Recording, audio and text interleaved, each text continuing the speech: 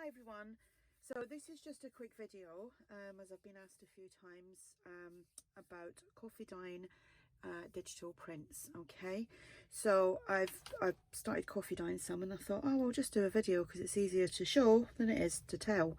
Okay, and it's very simple, right? So I've got these to coffee dye, so I've got a couple of pages there, right? I have got my coffee jar here, which I go through a lot of that. So I normally put in about 3 heaped spoonfuls or tablespoonfuls of coffee, and that's like the instant coffee, and then I'll add a little bit of hot water so that it all dissolves, and then I'll top it up with some cold water, and that will last me a day or two because I do go through a lot of it.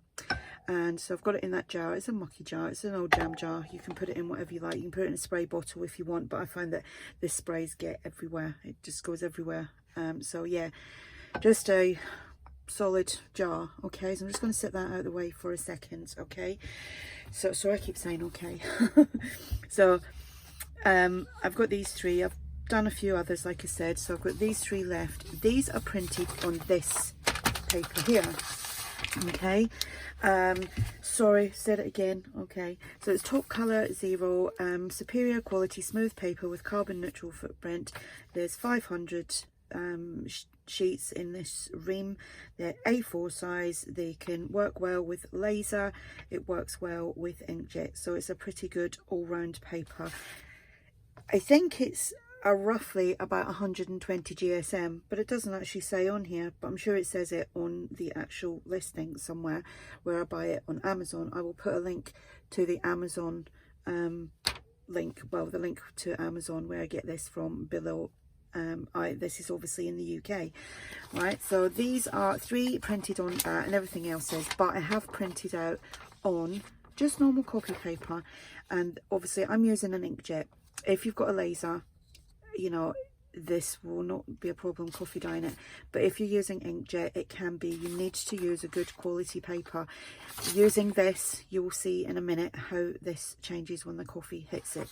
Okay, right, let's get this out of the way just now. So that's it there, it's by Canon. Right, so turn it around. I don't put it on so it's sopping wet, so I kind of start in the middle and I just brush it on like so, and I then put each sheet onto my heater, which only do if you're staying in the room.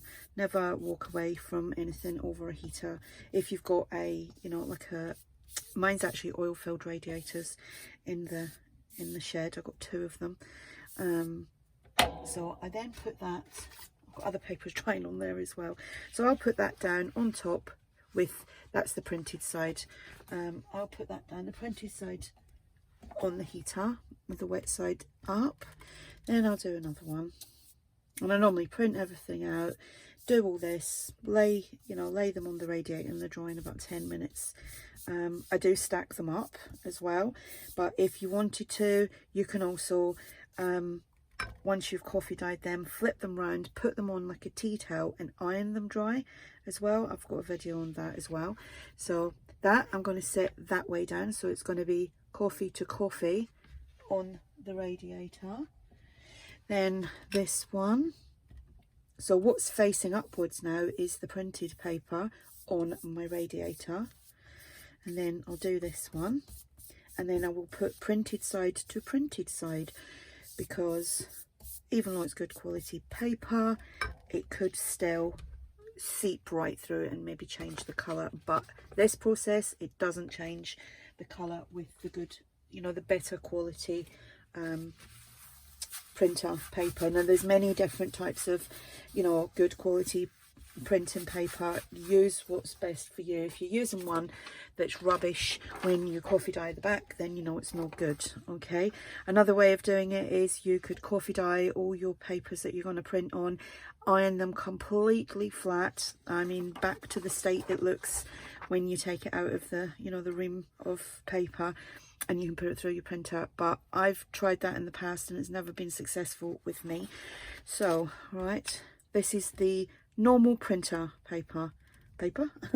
Okay. If I was using my laser, which I still haven't fixed, it's in the house in a cupboard, I need to get that fixed. It only needs a part, but now I've made so much mess in here, I haven't got any room for it now. Okay, right, so saying this is probably going to make me out to be a liar. It actually hasn't changed it. I don't know, maybe I've got a good printer. Okay, right, we'll see, we'll see. I can't believe that. Any other time it would seep right through, and it hasn't on this, and it's definitely pretty, you know, copy paper. It's nothing special, but you will feel the difference between, you know, the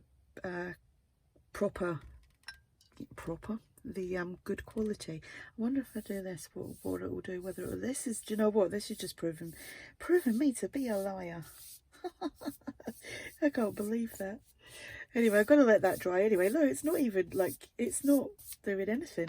Okay, right, I might scrub this bit out of the video. No, we'll see what it's like when it's dry. So I'm going to, that might actually transfer onto the paper that's drying, right? So I'll let that dry. That will probably take about 5-10 minutes because there's only like 3-4 sheets there, and I'll be back. Okay, so they're all dry.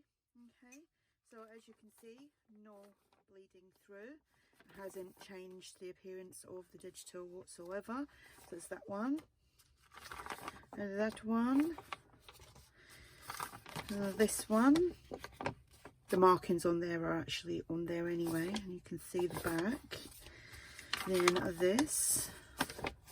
These papers, by the way, if anyone's wondering, they are from Journal Centric, and they're called Collage Pages. I think it's Kit 5. I only noticed that when it actually tells you on the each page. There is that one and that one. Okay, this one.